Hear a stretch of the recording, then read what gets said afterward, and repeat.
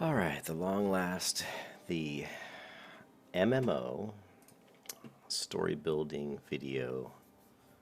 This is really part two. The part one kind of didn't really like the video. I kind of went through some things. It was haphazard, so kind of reworked this as part two. But nothing I want to talk about. So this is the concept of coming up with the idea, the story behind your game, which is a massively multiplayer online role-playing game.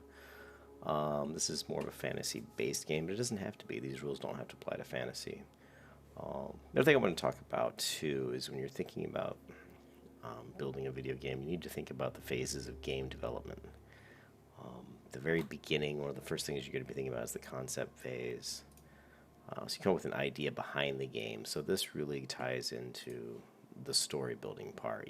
What I'm going to go over here with the story building really is trying to get you, create the idea behind your game. Now, coming up with supporting art, this is reference art, and we'll talk about that a little bit, but you're going to have to come up with, some sort of art. That's more for if you're trying to sell the game to some, idea to somebody else, but in the way I'm doing this video is it's more for me to in reference to how I'm going to be creating something. So since I'm doing it mostly by myself, I'm not really trying to sell the game to anybody else, so it's not quite as important. If you go on with the rest of these phases of game development, you talk about step 2, prototype phase. I still think prototype phase is a little bit further down the line, and I had another stages of game development that I liked a little bit better than this one, but this is one that Ninja Theory kind of put together. But the prototype phase is really experimenting with the key game mechanics. So, if you were thinking of an MMO, and combat system would be a key game mechanic. Talking to NPCs in a town would be a key game mechanic. Just interaction with NPCs. Maybe swimming in water, walking across a bridge, just making sure that all the basic parts of the world work correctly. Excuse me. So that's just stuff you need to play around with in the prototype phase. And I'm not going to really go into these next steps so much, but we'll get back to those later in other videos. So go back to the key part here, which is really the idea behind the game. And so what I've done is put together what I think is a way to approach coming up with the idea for your game if you want to make it an MMO and you want to be, most likely a fantasy-based game.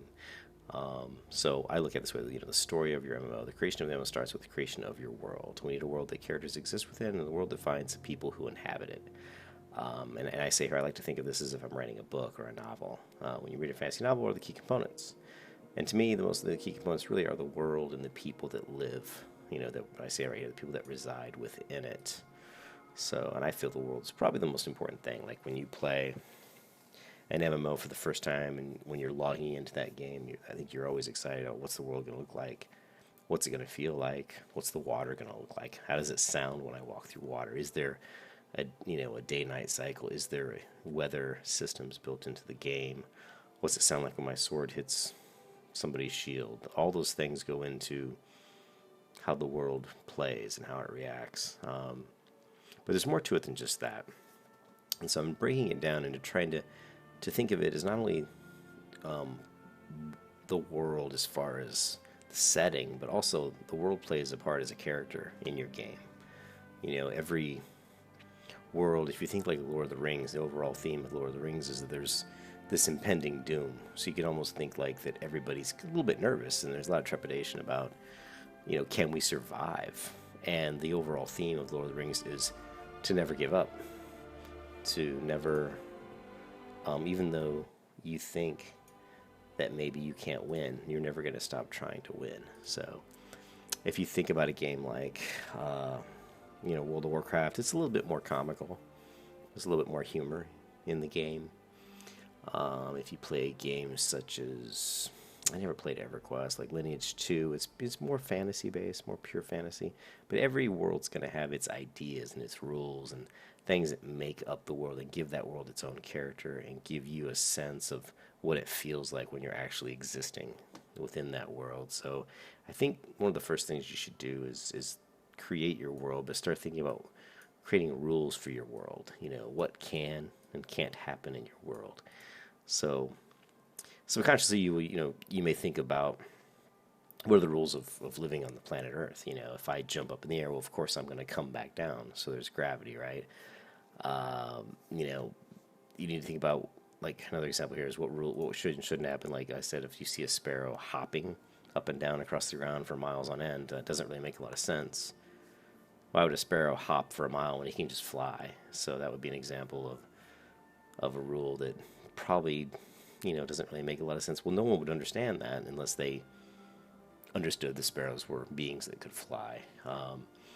If you knew that your world had a creature in it that looked like a dragon, and you knew that the dragon could fly, but the dragon didn't have any wings, well, then you would need to know how can it fly? I mean, if the planet has gravity, is it magic that's making them fly? There's those types of things you have to consider.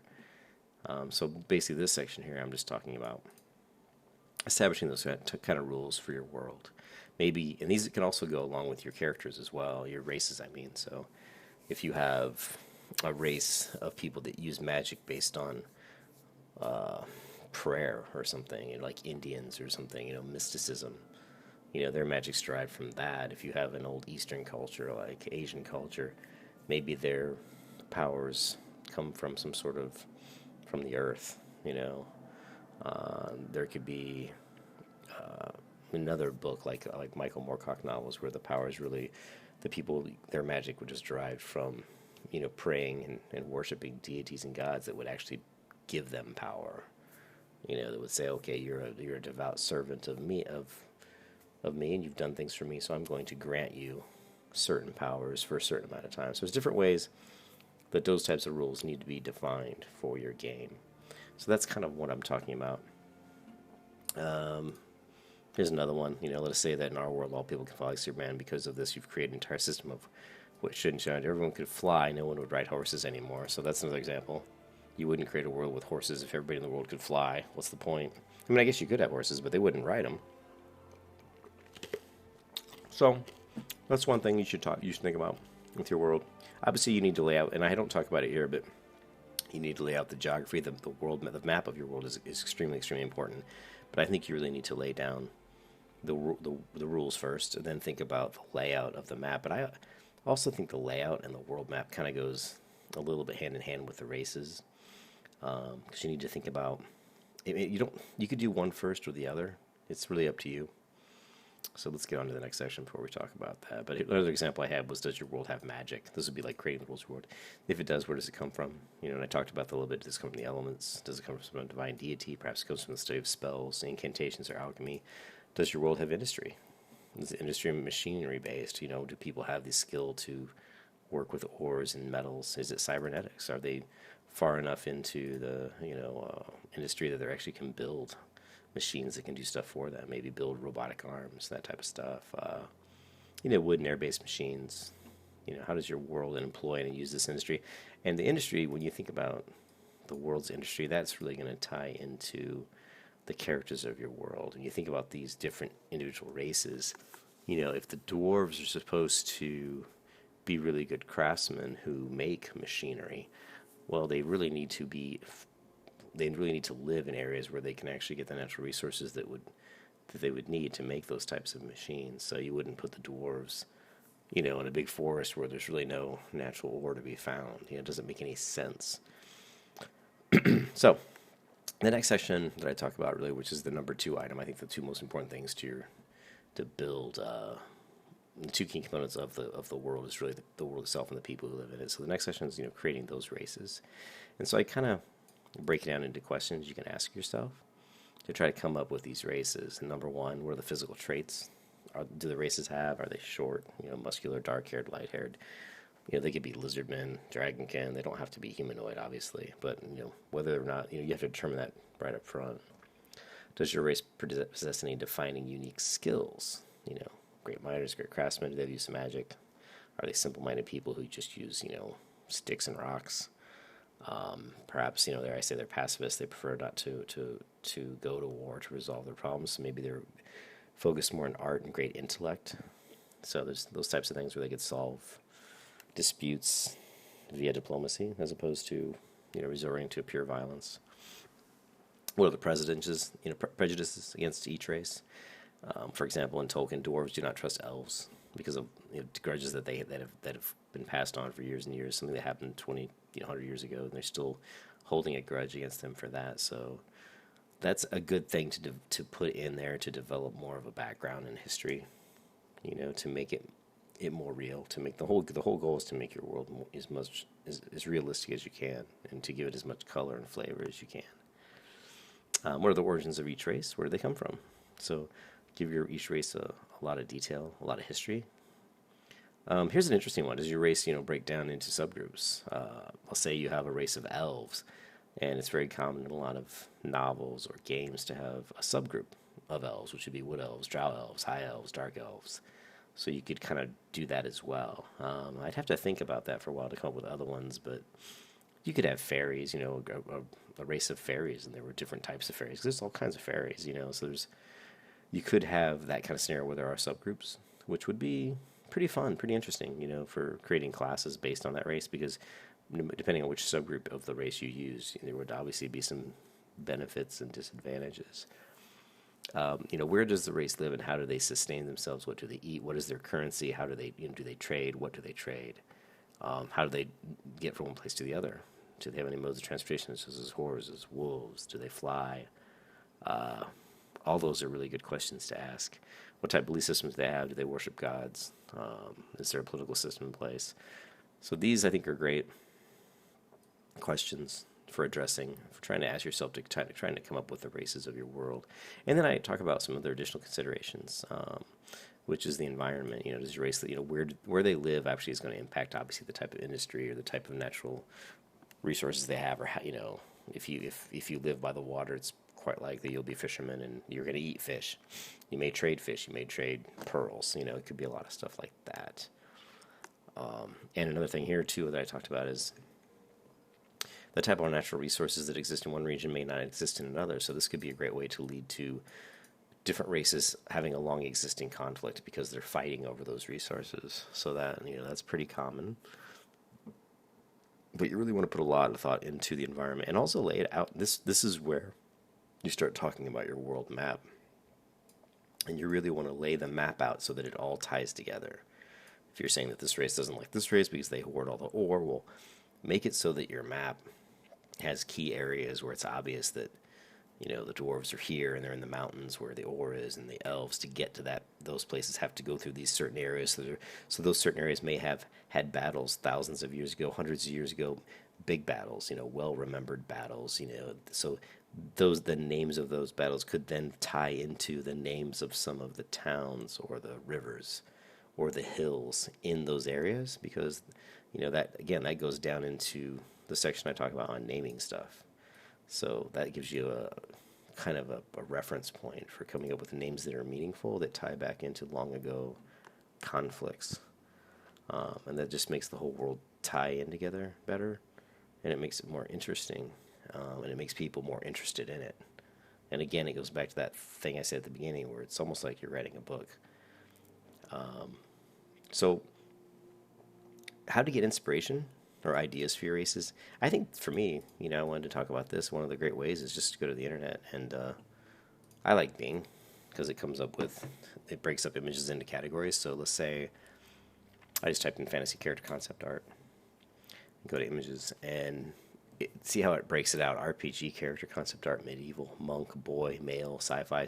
So it goes into different sections. So if you're just looking for obviously fantasy RPG, you could just, maybe you want to do medieval character concept art, and right away all these types of characters you're seeing are more medieval based, what you would see with armor and shields and swords.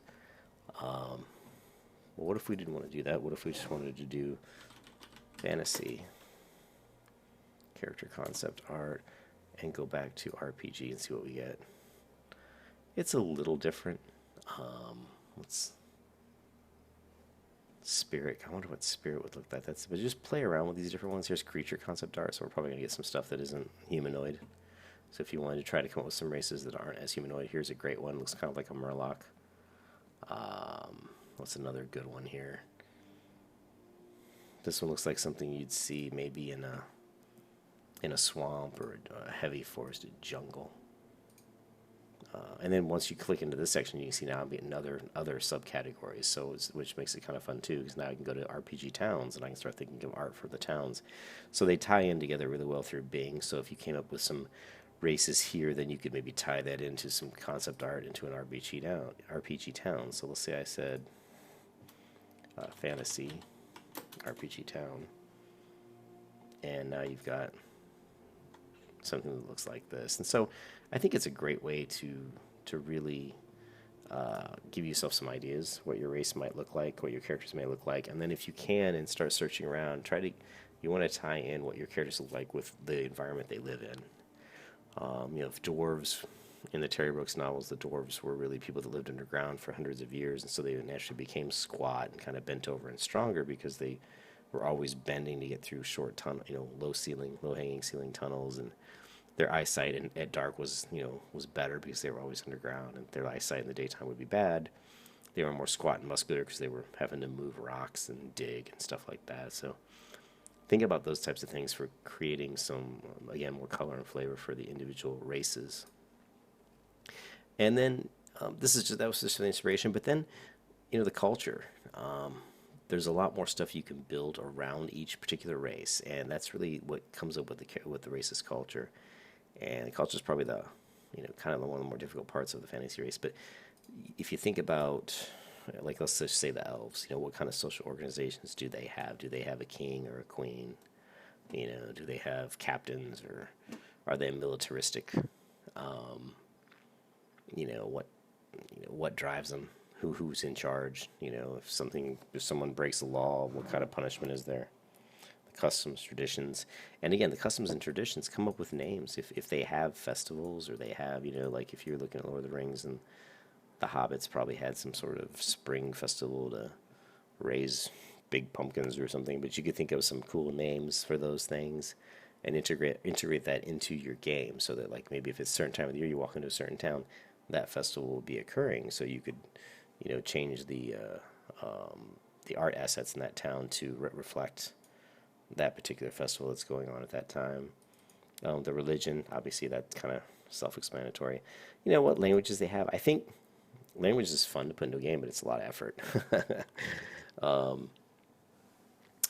I think it would be cool to put in some languages that maybe just put in a few words where they're talking like language that you don't understand, and you have to translate. But that's a lot of work.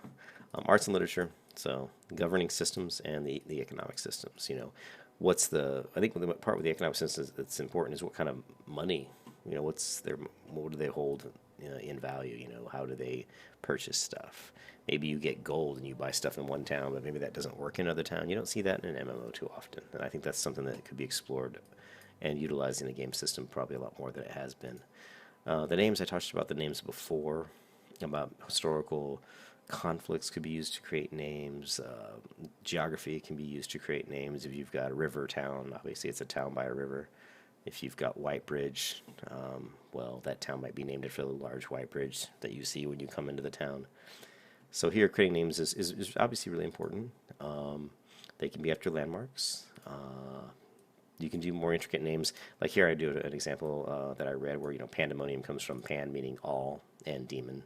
So you've got all demons, and then they just added em on the end. So pandemonium basically means all demons in town. There's something that town has a lot of demons, I guess.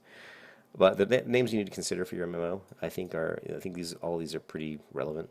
Cities, towns, villages, the NPCs, key sites, landmarks, ruins, caves, mountains, etc., oceans, rivers, lakes, and islands. And you could probably think of a lot more.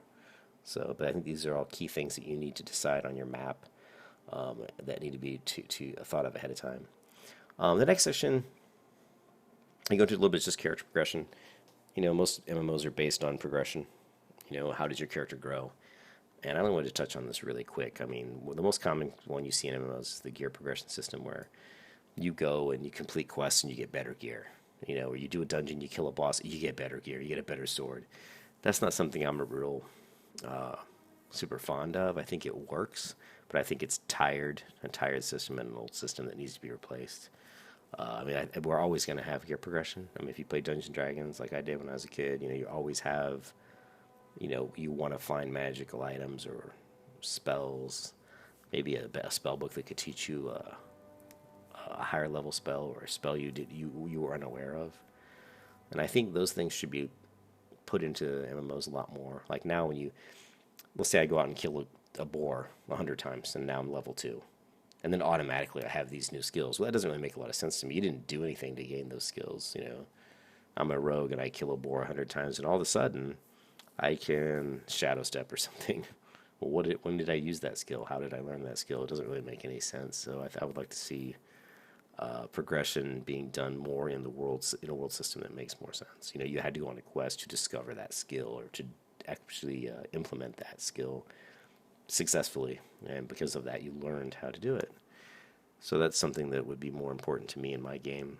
Player to environment relations this is something else that's kind of like progression.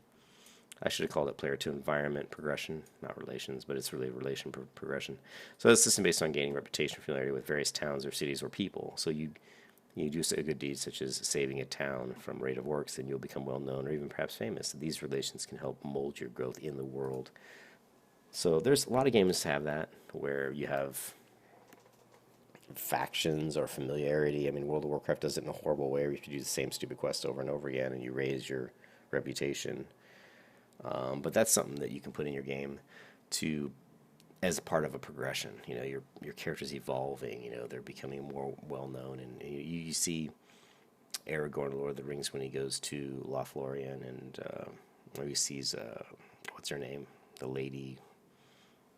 The elf lady, I can't remember her name, and the one guy recognized him. He says, "Oh, we're aware of you, Aragorn." So he's nice to him.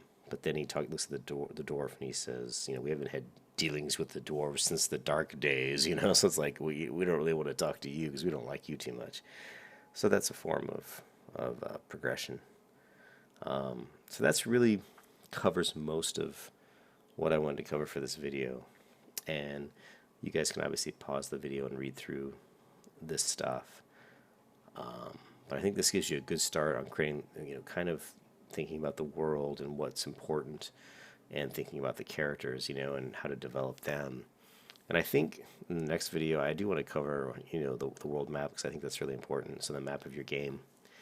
And I want to get into the key systems of the game. What are the key, I like to call them, in my game, I probably won't go into it here, but in my game, I call them core systems, core life systems. And they're core to your character. Is he a magic user? Is he a fighter? Is he a trader? You have to decide what is those key parts of your character that is important to you as far as progressing who you are. And that's it. I hope you guys enjoyed the video. Leave any feedback you have, and I'll catch you later. Bye.